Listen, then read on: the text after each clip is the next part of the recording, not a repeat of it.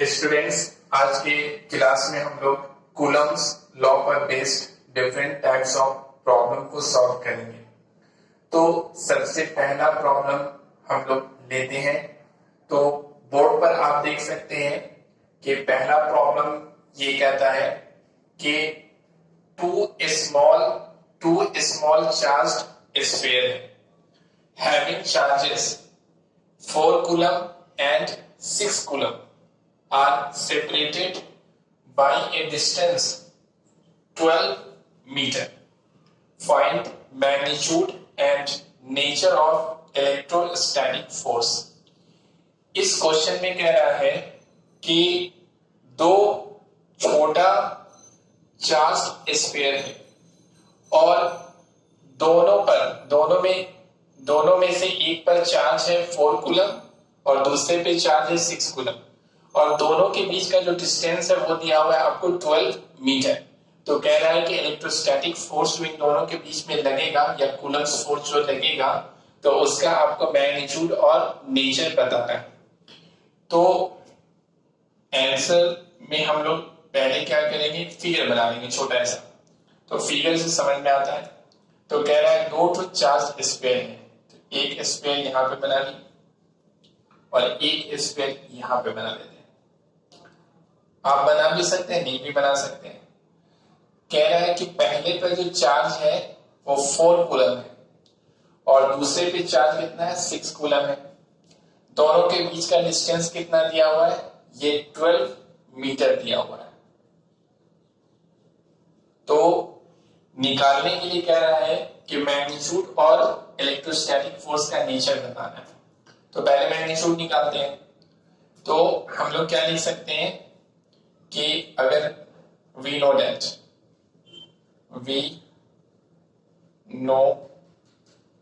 That हम लोग ये जानते हैं। अच्छा, इससे पहले क्या क्या चीज दिया हुआ है वो देख लेते हैं पहले। तो देखिए क्या क्या चीज दिया हुआ है, तो लिखेंगे गिवन Q1 दिया हुआ है, तो यहां पे लिखेंगे Q1 इक्वल टू 4 कूलम दिया हुआ है। इसके बाद Q2 दिया हुआ है, तो Q2 इक्वल टू 6 कूलम। इन दोनों के बीच का डिस्टेंस दिया हुआ है, यानी R का वैल्यू स्मॉल r दिया हुआ है 12 मीटर दिया हुआ है, 12 मीटर। अब हमें निकालना क्या है, हम लोग को निकालना है फोर्स का मैग्नीट्यूड निकालना है, F निकालना है, इलेक्ट्रोस्टैटिक फोर्स निकालना है। तो लिखेंगे वी नो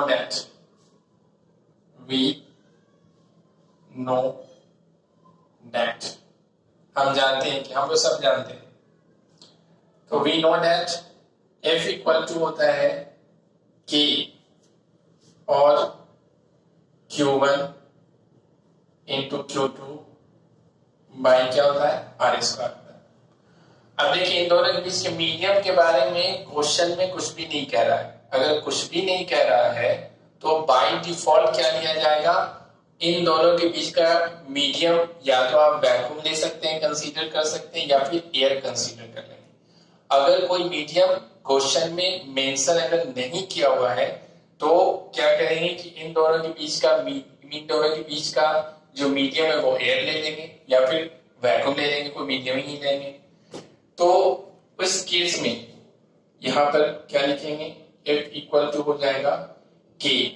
तो इस केस में K का वैल्यू क्या होता है, तो हमने बताया था कि जो K का वैल्यू होता है वो होता है आपको 8.987 into 10 to the power 9 newton metre square पर कूलम। और इसी को हम लोग कितना लिख सकते हैं, 9 into 10 to the power 9 newton metre square पर कूलम स्क्वायर। तो प्रॉब्लम सॉल्व करते वक्त इसको लेके बनाएंगे, ठीक है। प्रॉब्लम जब भी सॉल्व करेंगे तो इसे लेके बनाएंगे। तो K का वैल्यू याद रखना है कि 9 into 10 to the power 9 newton metre square पर कूलम स्क्वायर होता है। तो इस हिसाब से अगर यहाँ पे वैल्यू रखेंगे तो ये हो जाएगा 9 इंटू 10 टू द पावर 9, ये K का वैल्यू हो गया। उसके बाद यहां पर Q1 का वैल्यू यहां से देखेंगे 4 कूलम है और Q2 का वैल्यू 6 कूलम है, तो ये हो जाएगा 4 और ये हो जाएगा 6 बाई क्या हो जाएगा आर, आर का वैल्यू कितना है 12 है, तो ये 12 का स्क्वायर हो जाएगा। ठीक है, इसके बाद f equal to 9 into 10 to the power 9 into mod है, मॉड के अंदर अगर पॉजिटिव रहे या फिर निगेटिव रहे, बाहर जब भी आएगा तो वैल्यू क्या होगा पॉजिटिव होगा। तो यहाँ तो ऑलरेडी पॉजिटिव है ही है, तो ये बाहर आके 4 लिखा जाएगा, ये भी बाहर आके 6 लिखा जाएगा, और 12 को हम लिख सकते हैं 12 इंटू 12 लिख सकते हैं। अब देखिए इसको कट करेंगे तो 6 2 जा 12 होगा और 2 2 जा 4 हो जाएगा। ठीक है, और फिर 2 6 जा 12 होगा, सॉरी हाँ 2 6 जा 12 हो जाएगा, और 3 से 3 क्या 9 हो जाएगा, 3 3 जा 9 और 3 2 जा 6 हो जाएगा। तो इस हिसाब से हमारा जो यहाँ पे वैल्यू हो जाएगा वो हो जाएगा 3, यहाँ से 3 लिखेंगे और 10 टू दी पावर 9 बाई क्या हो जाएगा, नीचे में है 2, तो यहाँ 2 हो जाएगा। तो हमारा जो f का वैल्यू हो जाएगा, तो f इक्वल टू 3 को 2 से डिवाइड करेंगे तो ये हो जाएगा 1.5 इंटू 10 टू दी पावर 9, और फोर्स का यूनिट क्या होता है न्यूटन होता है। ये सब एसआई सिस्टम में कूलम और मीटर है, तो फोर्स का जो यूनिट हो जाएगा वो न्यूटन एसआई सिस्टम में होगा। तो ये हमारा मैग्नीट्यूड निकल गया। अब कह रहा है इलेक्ट्रोस्टैटिक फोर्स का नेचर बताइए। तो देखो नेचर कैसे पता करेंगे, तो ये भी चार्ज यानी इस स्फीयर पे जो चार्ज है वो भी है क्या पॉजिटिव है, और इस स्फीयर पे चार्ज क्या है वो भी पॉजिटिव। तो पॉजिटिव यानी यहाँ पे कुछ लिखा हुआ नहीं है, इसका मतलब प्लस है, यहाँ पे भी कुछ लिखा हुआ नहीं है तो मतलब क्या प्लस है।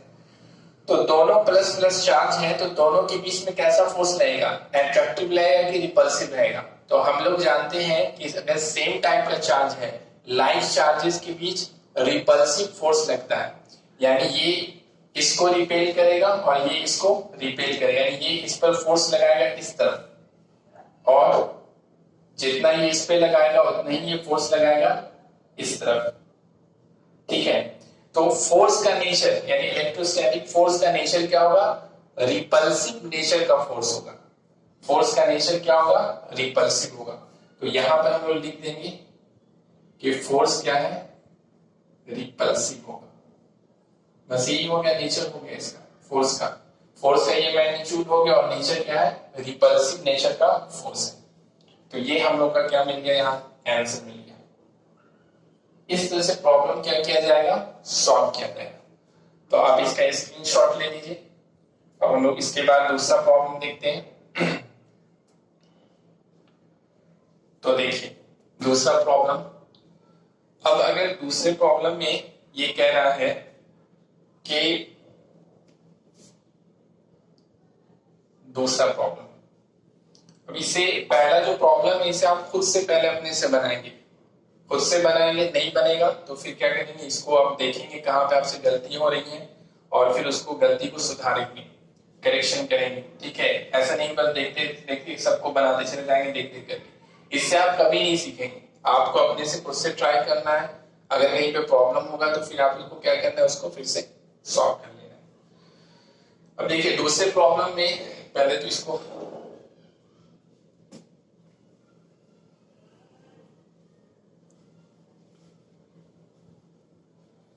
दूसरा प्रॉब्लम देखते हैं हम लोग।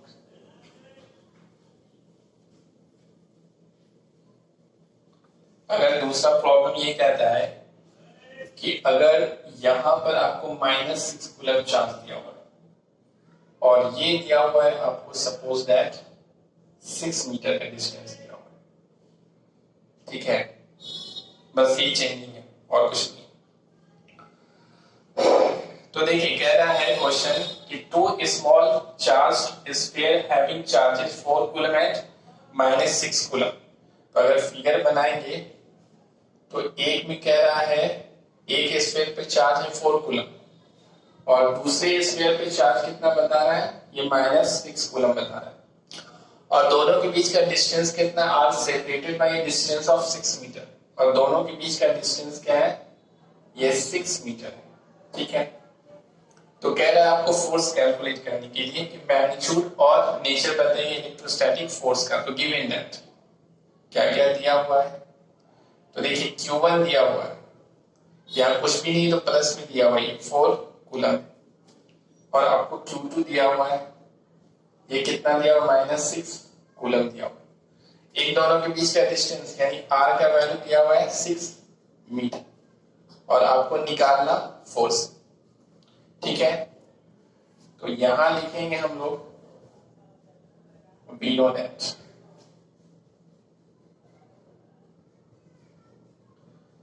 V know that. देखिए लिखेंगे F इक्वल टू, यानी इलेक्ट्रोस्टैटिक फोर्स जो होता है वो F इक्वल टू होता है K Q1 Q2 by R square होता है, ठीक है। ये फॉर्मूला हो गया।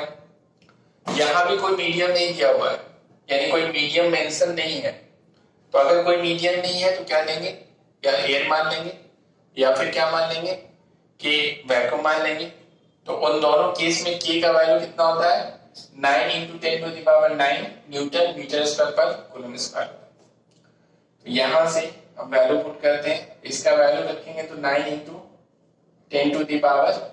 10⁹ और Q1 का वैल्यू ये क्या है 4 कूलम है, यहां मॉड में लिखेंगे 4 और इंटू Q2 कितना है -6 है, Q2 -6 दिया हुआ है, ये -6 और बाई R का वैल्यू कितना दिया हुआ है 6, तो 6 का स्क्वायर हो गया। तो यहां से F इक्वल टू हो जाएगा 9 × 10⁹ मॉड को 4 को मॉड से बाहर निकालेंगे तो प्लस ही जाएगा, इंटू -6 को भी बाहर निकालेंगे तो क्या होगा माइनस है अंदर में, लेकिन मॉड के बाहर मॉड इज ऑलवेज पॉजिटिव होता है। तो अंदर में प्लस रहे चाहे माइनस रहे, बाहर में आएगा तो क्या होगा प्लस होगा। तो 6 लिखेंगे और 6 स्क्वायर को 6 × 6 लिख सकते हैं। तो यहां से 6 से 6 कट हो जाएगा और 2 × 2 = 4 और 2 × 3 = 6, यहां से 3 × 3 = 9 हो जाएगा। इस केस में हम देख सकते हैं कि F इक्वल टू हमें क्या मिलेगा, 3 को 2 से मल्टीप्लाई करेंगे तो 3 × 2 = 6, तो 6 × 10⁹ यहां से 10⁹ और फोर्स का जो यूनिट होता है वो न्यूटन।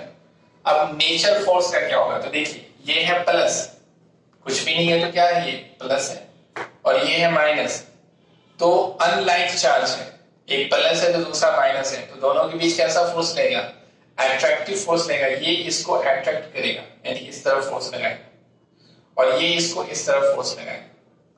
जितना ये इस पर फोर्स लगाएगा उतना ही ये इस पर फोर्स लगाएगा। न्यूटन्स थर्ड लॉ ये कहता है कि एक ऑब्जेक्ट जिस दूसरे पे जितना फोर्स लगाता है दूसरा भी क्या करेगा, पहले पे एक्शन और रिएक्शन दोनों क्या होता है अपोजिट होता है। तो यहां पर जो फोर्स का नेचर होगा वो क्या होगा एट्रैक्टिव होगा, एट्रैक्टिव। तो यहां पे लिख देंगे फोर्स का नेचर एट्रैक्टिव। ये हो गया हम लोगों का आंसर हो गया। इस तरह से प्रॉब्लम सॉल्व कर सकते हैं। तो ये इसका भी स्क्रीनशॉट ले लीजिए। इसके बाद हम लोग थर्ड प्रॉब्लम देखते हैं, तीसरा। इसको कॉपी कर लीजिएगा, मिटाते हैं।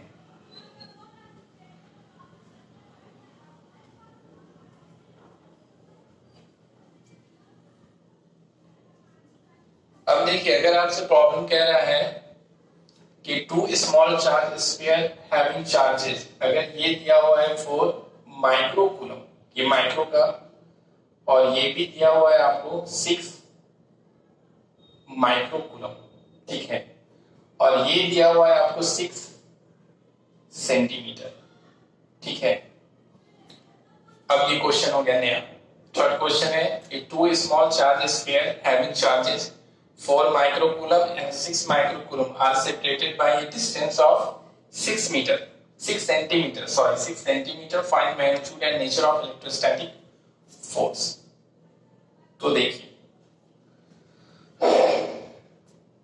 फिगर के हिसाब से अगर देखना चाहेंगे तो 2 स्क्वायर हो जाएगा, एक दिया हुआ है 4 माइक्रो कूलम और दूसरा जो दिया हुआ है वो है 6 माइक्रो, ये माइक्रो का सिंबल है और दोनों के बीच का डिस्टेंस कितना है 6 सेंटीमीटर दिया हुआ है।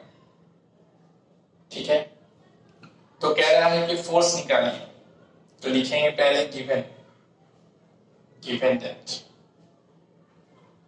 देखिए Q1 दिया हुआ है, Q1 कितना दिया हुआ है 4 माइक्रो कूलम दिया हुआ है। तो पहले क्या करेंगे माइक्रो को चेंज करेंगे, क्योंकि एसआई यूनिट क्या होता है कूलम में होता है, तो माइक्रो लगा हुआ है तो यहां पर चेंज करेंगे तो ये लिखेंगे 4 यहां से लिखेंगे और माइक्रो का मतलब क्या होता है, इसका मतलब माइक्रो का मतलब होता है 10 to the power minus 6। 10 to the power minus 6 को क्या बोलते हैं माइक्रो बोलते हैं और यहां से फिर क्या लिख लेंगे C लिख लेंगे।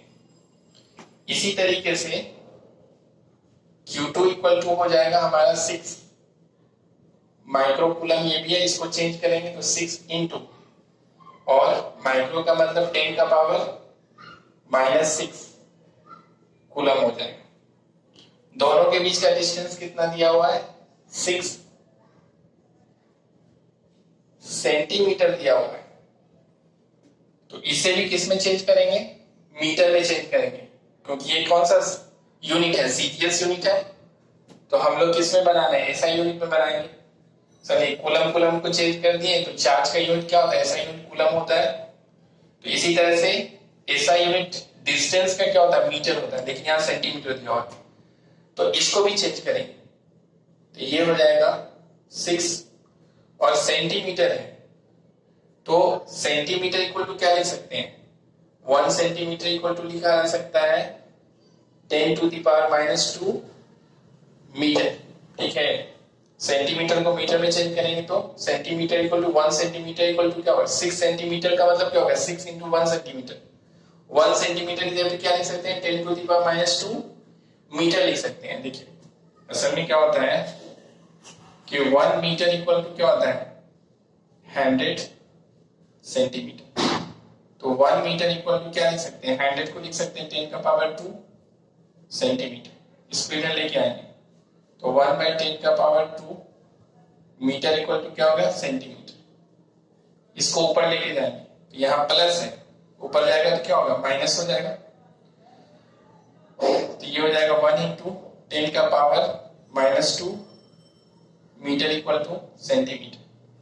1 पे से मल्टीप्लाई करेंगे 10 to the power minus 2 metre equal to क्या आ गया सेंटीमीटर, तो centimetre equal to 10 to the power minus 2 metre, इसीलिए सेंटीमीटर इक्वल टू लिखे 10 का पावर माइनस 2 मीटर लिखे। ये सब तो आता होगा, तो बहुत बेसिक चीज है, बहुत बेसिक चीज है, फिर भी हम बता देते हैं बहुत सारे स्टूडेंट को आता नहीं है तो सबको सीखना चाहिए। अब we know that F equal to होता है K Q1 Q2 by R square, तो यहां से लिखेंगे F इक्वल टू K, कोई मीडियम मेंशन नहीं है तो फिर यहाँ पे क्या कंसीडर कर लेंगे एयर कंसीडर कर लेंगे या वैक्यूम, तो K का वैल्यू इस केस में क्या होगा 9 into 10 to the power 9 into Q1, तो Q1 कितना है 4 इंटू 10 टू द पावर 6, तो 4 into 10 to the power minus 6 into क्या हो जाएगा Q2 का value 6 into 10 to the power 6 into 10 to the power minus 6 और बाई क्या हो जाएगा R का वैल्यू, तो R का value 6 into 10 to the power minus 2, तो 6 into 10 to the power minus 2, यहाँ पे स्क्वायर है तो ये स्क्वायर हो जाएगा, तो यहां से F equal to 9 into 10 to the power 9 mod के बाहर करेंगे तो 4 into 10 to the power minus 6 into इसको भी मॉड से बाहर करेंगे तो 6 into 10 to the power minus 6 by और इसको 6 का स्क्वायर करेंगे तो 6 क्या हो जाएगा, 6 को 36 हो जाएगा, 6 इज 36 और इसको इससे मल्टीप्लाई करेंगे तो 10 का पावर -4 हो जाएगा। ठीक है, अब आप इसको कर सकते हैं 6 जा 36, 3 से करेंगे तो 3 3 जा 9, 3 2 जा 6 और 2 2 जा 4। तो यहां से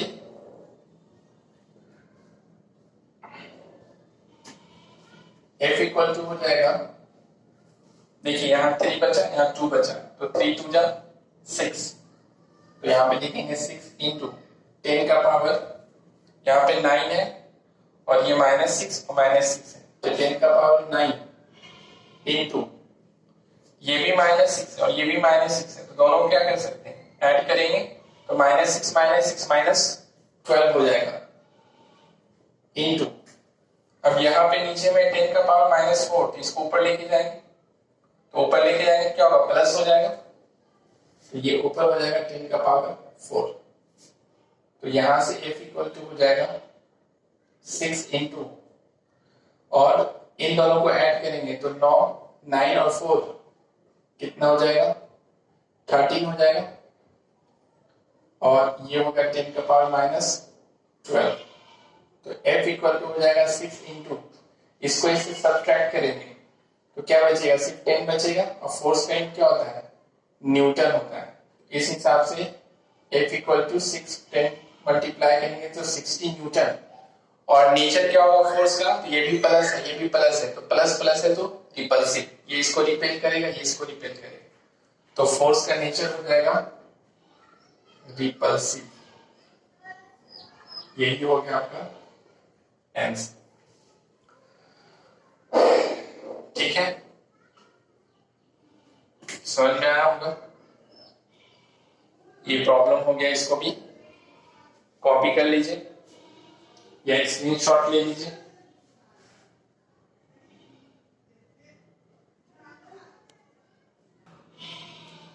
तो ये समझ में आया होगा।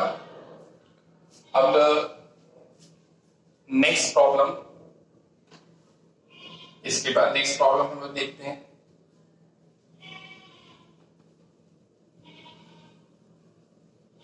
तो नेक्स्ट प्रॉब्लम में क्या कह रहा है कि अगर 2 small charges pair having charges -4 coulomb and 6 micro coulomb are separated by a distance of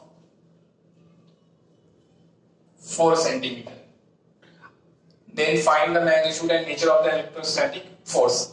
तो ये प्रॉब्लम आपको खुद से बनाना है, ठीक है, ये प्रॉब्लम उसी तरीके का है सेम, तो इसे अपने से बनाने की कोशिश करना है। ठीक है, इसको अपने से बनाने की कोशिश करना है, इसको नोट कर लीजिए और खुद से बनाइएगा। इसके बाद जो नेक्स्ट क्वेश्चन हम लोग को देखना है, उससे पहले हम लोग पढ़ते हैं principle of superposition. Principle of, ये क्या होता है तो देख लेते हैं। प्रिंसिपल ऑफ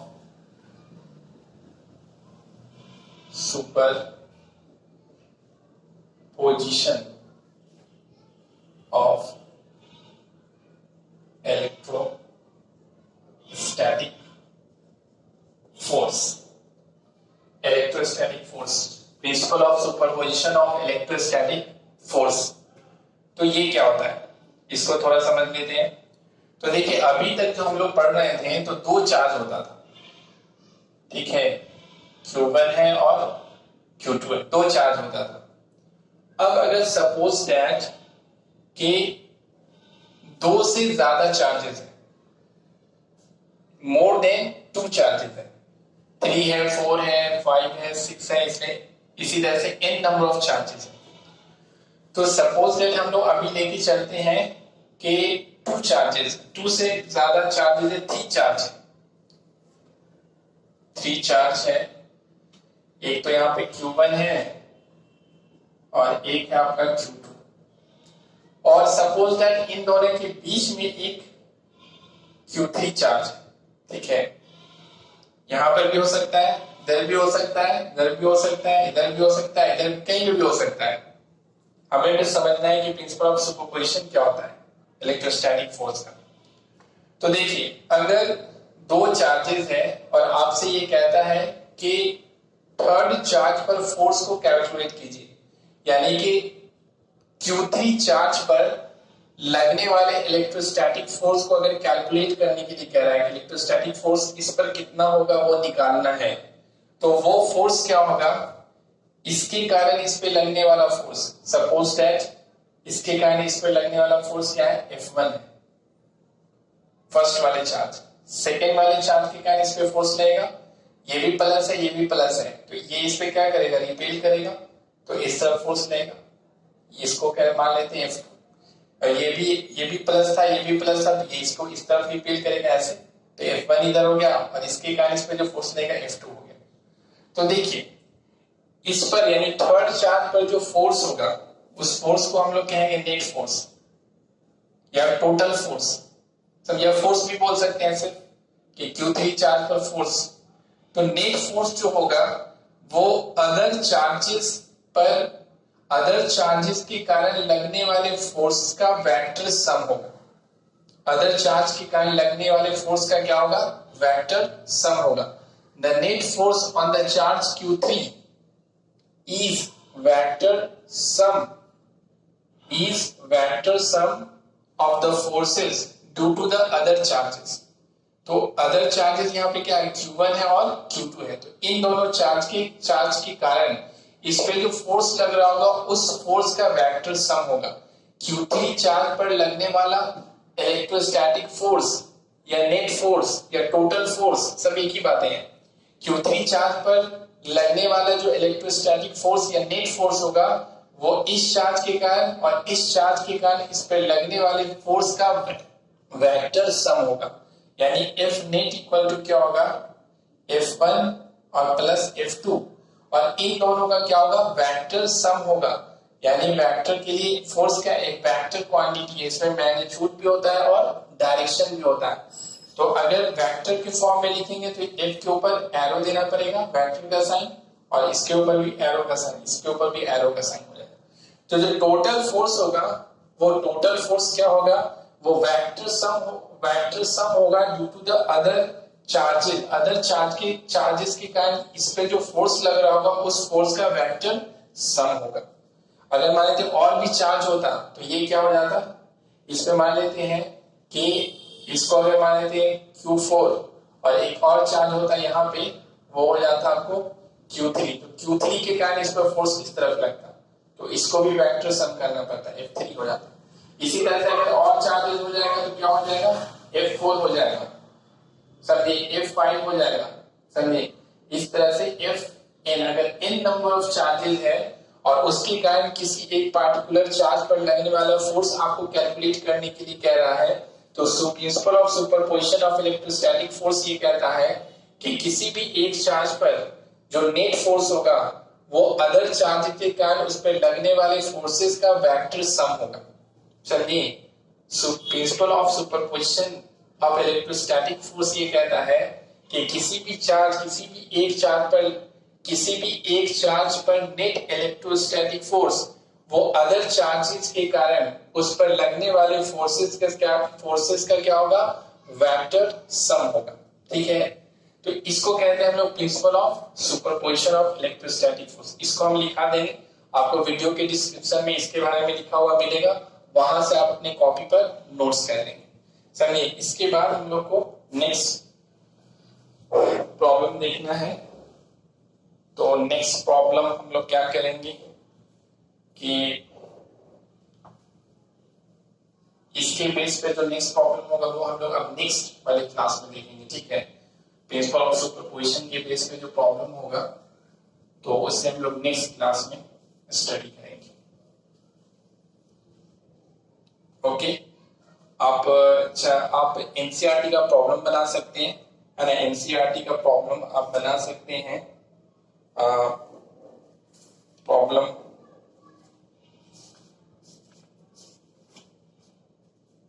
1.1 बना सकते हैं, वो बनेगा आपसे। और 1.2 भी बना सकते हैं। एनसीईआरटी का प्रॉब्लम पेज नंबर है 46, पेज नंबर है 46, एक्सरसाइज फर्स्ट है और इसका प्रॉब्लम 1.1 और 1.2 ये बनेगा आपसे। इससे बनाने की भी कोशिश कीजिएगा। इसके बाद हम नेक्स्ट क्लास में प्रॉब्लम देखेंगे आगे। Okay, thank you.